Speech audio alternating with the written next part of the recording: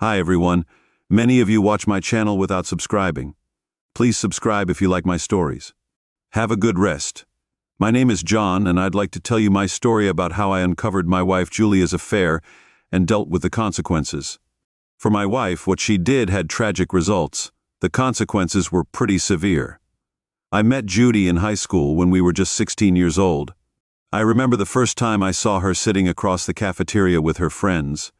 She had this magnificent hair that cascaded over her shoulders when she laughed. Her emerald eyes sparkled.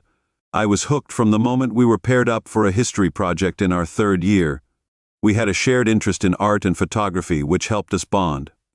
She encouraged me to step out of my comfort zone and embrace life to the fullest. After graduation, we both opted to stay local and attend the state college to be near our families. I studied construction management while Julia pursued art and design. We got an apartment together, and it felt like we were living the dream. On graduation day, I proposed to Julia in our small kitchen. We were just 18, but we knew we wanted to build a life together. We decided to start a life together. I started out doing manual labor for a construction company while Julia worked as an office assistant in the evenings. We would go on long walks holding hands, then cuddle up watching movies in our small starter home. By the time I was 25, I had been promoted to crew supervisor, while we took a job as a graphic designer for a local magazine. A year later, our son Caleb was born, joining our rambunctious golden retriever Bailey to complete our family. When Caleb was 2, we bought a bigger house in a family-friendly neighborhood with a big backyard. We had more kids and started thinking about having another one by 30. Julia had a baby girl named Sophie with 2 young kids at home. Julia decided to take a break from working to focus on motherhood. It was hectic, but I was proud of being able to provide for my family. I was happy to work long hours so Julia could have I was able to pursue my passion for photography on the side. The years seemed to fly by in a blur of milestones and memories. We enjoyed a lot of sports, games, dance, retail, family vacations to the lake every summer. We built a network of close friends, many of whom we'd known since high school. They were like extensions of our family. By the time the kids reached middle school, life had settled into a comfortable rhythm. I was 40 years old and had been promoted to a project management role. Julia ran a boutique photography studio out of our home. From the outside, it appeared we were living the suburban dream. For those first 15 years together, we really were blissfully happy. We were lucky to have such supportive friends who always joked we'd won the lottery when we got married. But there was a lot going on below the surface when I turned 42. I was given the chance to lead a big commercial development project for our company. It was the career breakthrough I'd been aiming for, but it meant long hours, weekend work, and lots of travel at first. Julia was really supportive and excited for my promotion. She knew how hard I'd worked to get to this level. But as I spent more and more time away from home, our marriage started to suffer. I'd be back at family life until 9 or 10 p.m. most nights. Julia was left to manage the household on her own, taking the kids to activities, helping with homework, grocery shopping, and meals. She was initially understanding but grew increasingly resentful as time went on. Our time together dwindled to hurry, check, and the occasional late dinner picked up on the way home from the office. Our sex life stopped. I kept apologizing and telling her this project was temporary, just 1 year, and then my schedule would normalize again. We just needed to power through this intense season, but the strain was taking its toll. We began bickering over small issues. We never used to have this problem. There'd be a bit of an argument, then a long silence. Then we'd say sorry and promise to be more patient. But it would just keep on happening. I started to think that getting this promotion was worth losing my marriage and family life. But I'd worked so hard for this chance. I needed to see the project through to the end and make my firm proud. I thought that once this year was over, Julia and I could focus on reconnecting and get back to our happy life. But when the project ended, it seemed like the distance between us had grown even bigger. Once we were fully removed, we grew apart in ways I didn't know how to mend. The fateful discovery happened on an ordinary Tuesday afternoon in March, a little over a year after my big promotion. I had a rare opening in my schedule and decided to leave the office early to surprise Julia. As I pulled into the driveway, I noticed. I saw a car parked in its usual spot, and I smiled, imagining I'd find her busy cooking dinner in the kitchen while playing with our new puppy Rosie. But as soon as I entered the house, I felt something was off. There were no smells of dinner coming from the kitchen, the dog didn't run to greet me, and the lights were all off. My skin prickled as I moved through each empty room on the first floor. Maybe she ran to the store, I tried to convince myself, but a pit in my stomach told me something wasn't right. I climbed the stairs apprehensively and froze. The faint but unmistakable sound of breathy moaning was coming from somewhere upstairs. Then I heard a man's voice, and my heart was racing. She couldn't. I rushed to our bedroom in a state of shock and threw open the door. I couldn't believe my eyes. My wife, who I'd been married to for 15 years, was naked and tangled with another man in our marital bed. It wasn't just any man. It was Brandon, the cocky young project manager from work. I'd introduced her to him at a holiday party. Julia let out a startled shriek, shoving Brandon off of her and grabbing blankets to cover herself. I was sickened by the betrayal. It pierced my heart like a poison arrow. I staggered backwards. I collapsed against the wall and sobbed uncontrollably, watching her frantically trying to hide the evidence of her betrayal. Brandon muttered some half-hearted apologies and excuses as he quickly got dressed and left the room, unable to face me. Meanwhile, Julia was on her knees, crying and trying to grasp my hands. "John, please, you have to believe me. This isn't what it looks like." She cried desperately. It just happened once. It was the biggest mistake of my life, but I was already recoiling from her touch. The wife I adored was. Then I saw her for what she really was, a cruel, selfish stranger.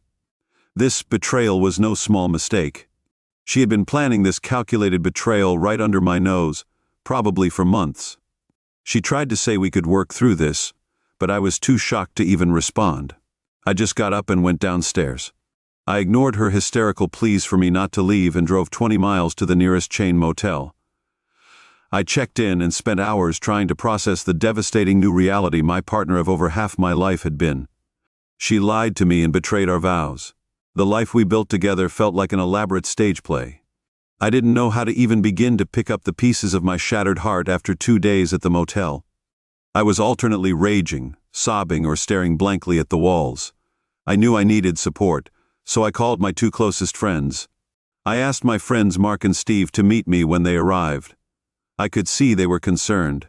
I told them what Julia had done. I thought they'd be shocked or judge her, but they just listened and then hugged me as I cried.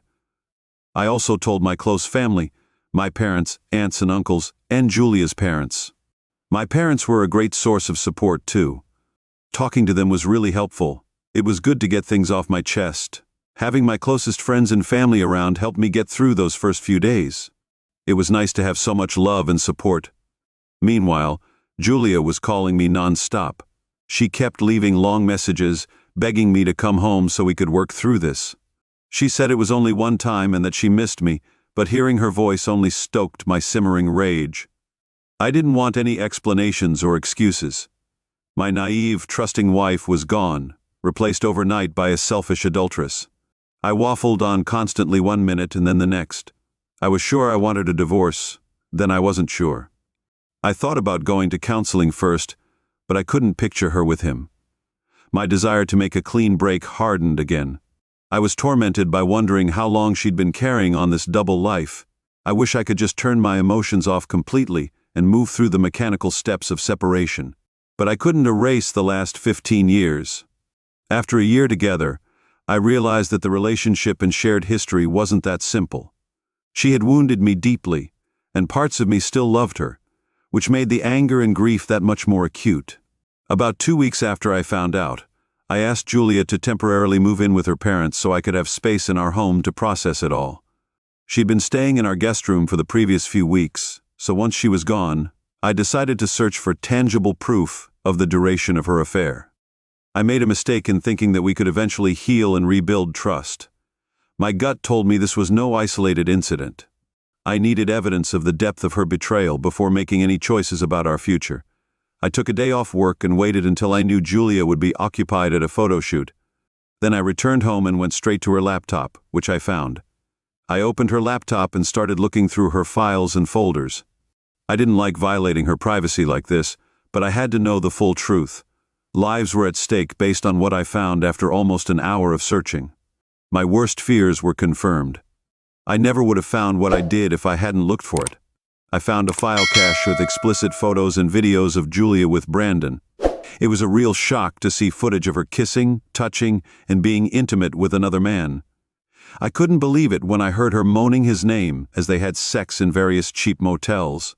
She had saved images and videos chronicling their encounters over the past several months. This wasn't a reckless one-time thing. I was living a double life, and it was intentional. The Julia I loved died the minute she first welcomed another man into her bed. She was now just a stranger, tied to me only through legalities and our children. In my rage and pain, I copied all her hidden files onto an external drive. I wanted to confront her with proof of the extent of her infidelity before consulting a divorce lawyer. After nearly 2 decades together, I realized she didn't care about me at all. I decided to walk away without looking back. I'd let her see how it feels to have everything crumble over the next few days. I met with divorce attorneys to start the separation process. I decided to file on grounds of adultery, given the irrefutable nature of the evidence I had.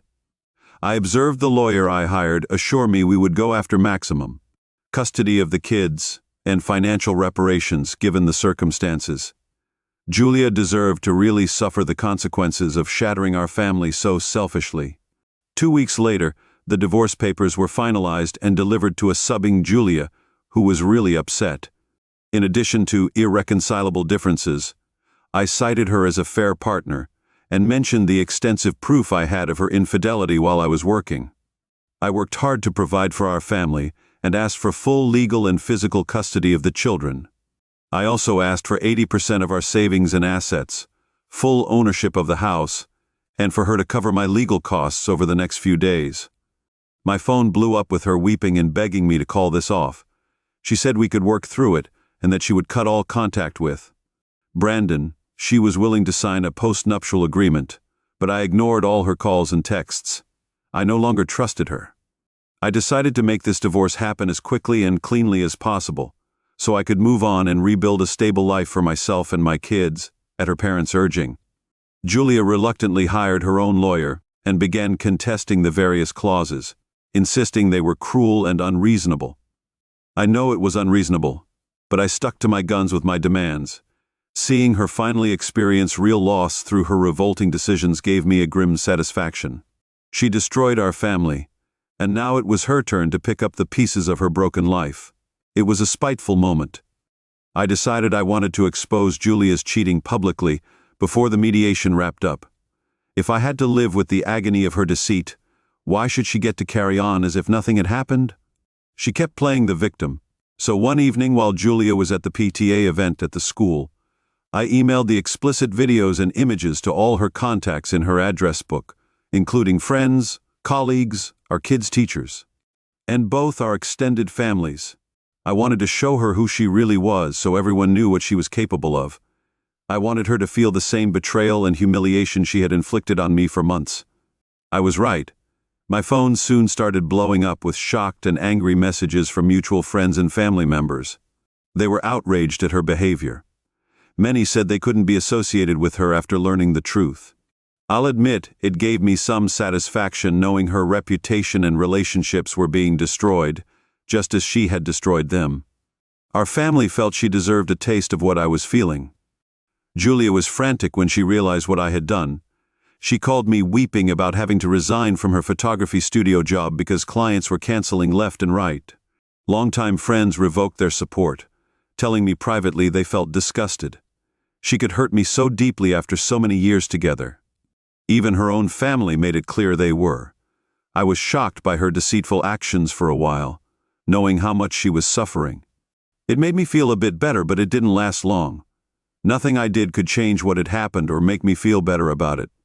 We had our next session, and Julia looked completely broken. My heart clenched involuntarily seeing her that way, even though I tried not to.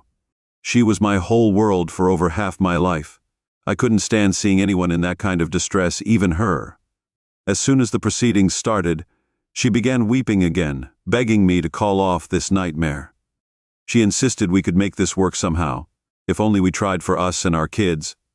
Despite my lingering care for her, I remained resolute. The damage was far too deep to even consider reconciliation. When it came time to review the evidence against her, Shia broke down sobbing at the table. She couldn't watch the videos play out again on the screen. Seeing her so destroyed, I felt unexpected pain. I wanted to comfort her, but I stopped myself. She was responsible for the anguish we both now had to carry. My empathy was short-lived. After nearly an hour of intense discussion, the mediator finally agreed to my requested settlement terms, given the circumstances. Julia would get minimal custody, no spousal support, and only of the remaining assets when the ruling was announced. Julia became hysterical and had to be escorted from the room by security, screaming that they were unfairly taking away everything she cared about over one mistake. I sat stone-faced. As my lawyers congratulated me on the settlement, I knew it was generous given her behavior, but I took no pleasure in her shattering sobs. I was just relieved that we could both start to heal and rebuild separately. In the painful months that followed, I tried to focus on my kids' well-being and adjusting to our new normal. I sold our marital home, which was too full of memories to remain there, and moved into a smaller house nearby. The kids could stay at their same schools. I gave everything a fresh look, and we started weekly counseling sessions, which helped a lot. I also made sure we still did all our favorite traditions together, that they had shared with Julia. It was great to see their spirits lift each day. During the transition period, I was really struggling, but being there for the kids as they processed everything helped me to find my feet again. I started dating again for the first time in over 15 years, but it was really awkward at first. I missed the connection I used to have with Julia, but I got more comfortable with it over time. I knew I would never get back to where I was with Julia, but I still had so much love to give, and I wanted to believe I could find joy again one day. In the meantime, I heard that Julia's life continued to unravel. She was fired from her photography studio after most clients abandoned her. She had to sell her car and take a low-paying job as a cashier to afford a tiny student studio apartment. All her friends still shunned her, disgusted by her actions. Even her parents had little contact with her. Too ashamed of what she'd done to their son, she didn't have any emotional support, so she spiraled into a deep depression. She lost a lot of weight and looked really gaunt and frail. When I saw her, I was really angry. I was worried for her health and safety. I knew she was living in agony and regret, and that what she did was justified. We were seeing how much she was suffering, and it didn't feel like justice. I didn't want this for her or for us. I wondered if there could have been a more graceful way to get through this. One day, I got home to find an envelope on my porch. It had a letter from Julia written over a year ago. After I filed for divorce, she wrote about her overwhelming regret over destroying our family and wishing she could redo the past year and make different choices. She hoped I would find peace and joy again someday, even if our paths diverged. Reading her intimate words and remembering her lost happiness, I realized that no matter how justified my anger had been, holding on to bitterness would only hurt us both more. I decided to write back, expressing forgiveness and well wishes. I wrote back to express forgiveness, well wishes, and closure. I wanted us both to start healing. I posted it in the mail. A few weeks later, I saw on the news that Julia had passed away from an accidental overdose. Even though we had gone our separate ways, I was still devastated. I had a few last thoughts of resentment, but they quickly disappeared, leaving only grief over two lives that had been derailed by reckless choices.